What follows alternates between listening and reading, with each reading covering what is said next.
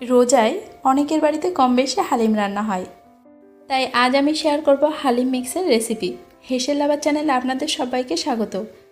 হালিম মিক্সের মশলার জন্য এলাচ লবঙ্গ 8-10টা করে নিয়েছি, এস্টার অ্যানিস 4টে, গোলাপের পাপড়ি 2 টেবিল চামচ, সাহাজিরে, গোলমরিচ আর কাবাব চিনি 1.5 চা চামচ করে, আর 3 টুকরো দারচিনি।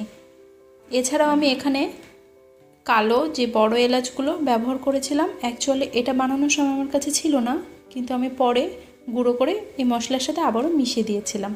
প্রথমে গোটা মশলাগুলো গরম করে নিচ্ছি, তার কিছুক্ষণ পরে গোলাপের পাপড়ি আর সাহাজিরাটা দেব। এইগুলো যেহেতু একটু মোটা আর ওগুলো গুঁড়ো গুঁড়ো, যদি একসাথে দেওয়া হয় ওই মশলাগুলো পুড়ে যাবে। আর মশলা কিন্তু খুব বেশিক্ষণ ধরে রোস্ট করার প্রয়োজন হয় না, মোটামুটি ওই 2-3 মিনিট মতো নাড়াচাড়া করবেন মিডিয়াম আঁচে, একটু গরম হলেই নামিয়ে নেবেন। এখানে আমি যা যা মশলা দেখিয়েছি চেষ্টা করবেন এই সবগুলো নেওয়ার, তবে 2-1 রকম না থাকলে ততটা অসুবিধা হবে না, তবে চেষ্টা করবেন সবগুলো রাখার। একটু নাড়াচাড়া করে নামিয়ে রাখবো, যতক্ষণে ঠান্ডা হবে ততক্ষণে আমি আপনাদেরকে দানা শস্যগুলো দেখিয়ে দেব।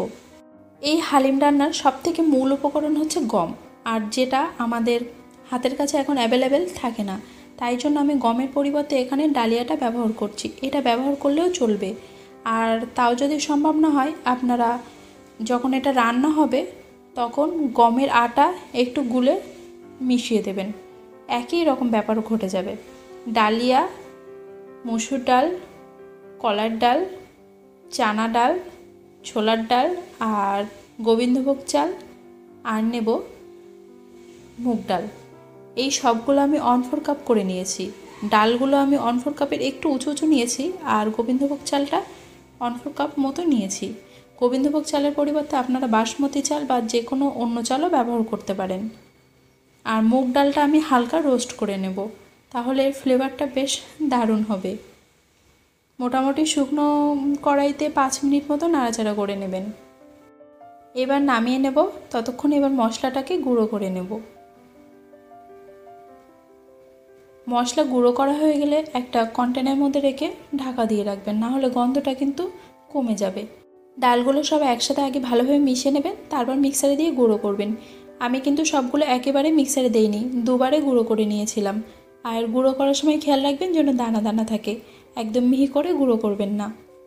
যাই হোক, আজকে আমার আয়োজনেই আমি হালিম মিক্সটা আপনাদের সাথে শেয়ার করলাম।